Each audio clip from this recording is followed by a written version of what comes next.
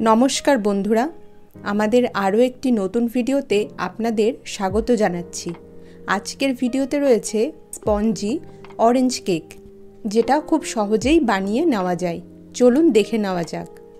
আমি এখানে একটা কমলা লেবু নিয়ে নিয়েছি।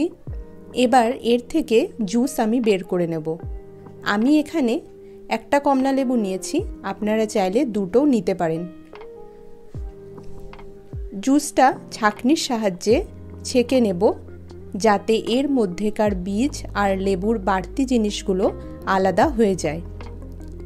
লেবুর জুস আলাদা করে নেওয়ার পর যে পাত্রে কেকের ব্যাটার তৈরি করব তার মধ্যে জুসটা নিয়ে নেব। এবার এর মধ্যে নিয়ে নেব গুঁড়ো চিনি।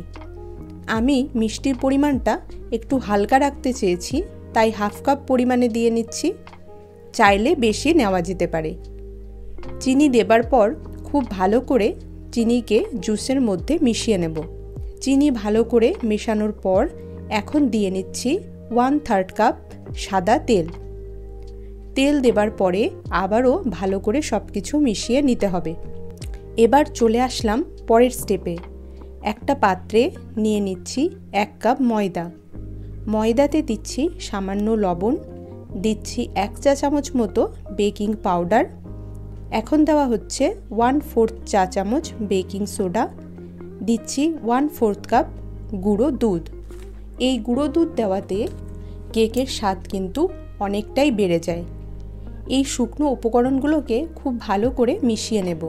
শুকনো উপকরণগুলো মেশানোর পর আমাদের যে চিনি, জুস আর তেলের মিশ্রণটা ছিল তাতে আস্তে আস্তে ঢেলে দেব।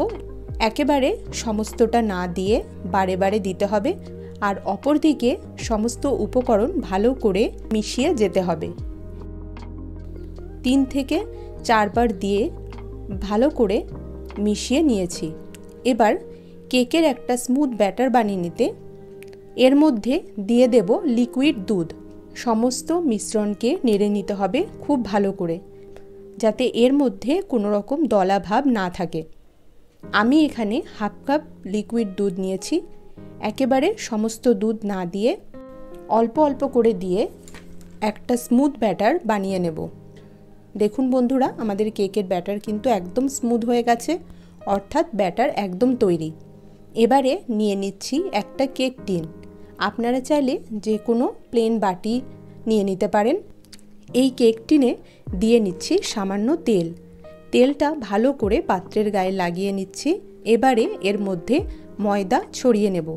সেটাকেও পুরো পাত্রের মধ্যে এইভাবে লাগিয়ে নেব। এতে আমাদের কেক পাত্রের গায়ে একটুও লেগে থাকবে না। এর পরের স্টেপে কেকের ব্যাটারটা আস্তে আস্তে ঢেলে নেব। দেখুন বন্ধুরা, আমি ব্যাটারটা ঢেলে নিয়েছি।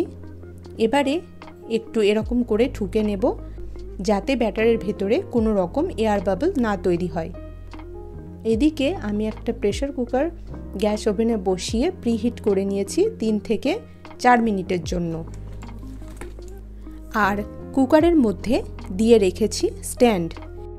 এবার খুব সাবধানে কেক টিনটা আমি এর মধ্যে বসিয়ে দেব। কেক টিন বসিয়ে দেবার পর কুকারের ঢাকনা আটকে দেব। কুকারের ঢাকনার সিটিটা আমি এখানে খুলে নিয়েছি। এবার ঢাকনা আটকে দিয়ে গ্যাসের ফ্লেম একদম লোতে করে 50 মিনিটের জন্য আমি রেখে দিলাম। ফিরে আসলাম 50 মিনিটের পর। কুকারের ঢাকনা খুলে কেকটা বের করে দেখে নেব এর ভেতরে কোনো রকম কাঁচা ভাব আছে কিনা। আর তার জন্য আমি নিয়েছি একটা ছুরি। এটা কেকের ভেতরে দিয়ে দেখে নিচ্ছি। দেখুন বন্ধুরা, এই ছুরিটার গায়ে কিন্তু কোনো রকম কেকের ব্যাটারের অংশ লেগে নেই, পুরো পরিষ্কার রয়েছে।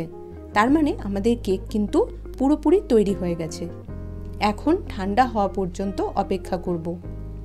সম্পূর্ণ ঠান্ডা হয়ে যাবার পর এখন একটা থালা এর উপর আমি দিয়ে নিচ্ছি। এবার এটাকে উল্টে দিয়ে কেকটা বের করে নেব। দেখুন বন্ধুরা, আমাদের কেক কিন্তু খুব সহজেই বেরিয়ে গেল পাত্রের মধ্যে থেকে। আর কেকটি কিন্তু একদম পারফেক্ট তৈরি হয়েছে। এর চারিদিক সুন্দরভাবে ফুলেছে। এবার আমি কেটে দেখিয়ে দেব এর ভেতরটা কেমন হয়েছে। বন্ধুরা এর ভেতরটাও কিন্তু একদম পারফেক্ট তৈরি হয়েছে। তাহলে বন্ধুরা খুব সহজেই বানিয়ে নেওয়া হলো অরেঞ্জ কেক। আশা করি আপনারাও বানাবেন। ভিডিওটি কেমন লাগলো অবশ্যই কমেন্ট করে জানাবেন। ভালো লাগলে একটি লাইক ও চ্যানেলটি সাবস্ক্রাইব করার অনুরোধ রইল। তাহলে দেখা হচ্ছে পরের ভিডিওতে। সকলে খুব ভালো থাকবেন। ধন্যবাদ।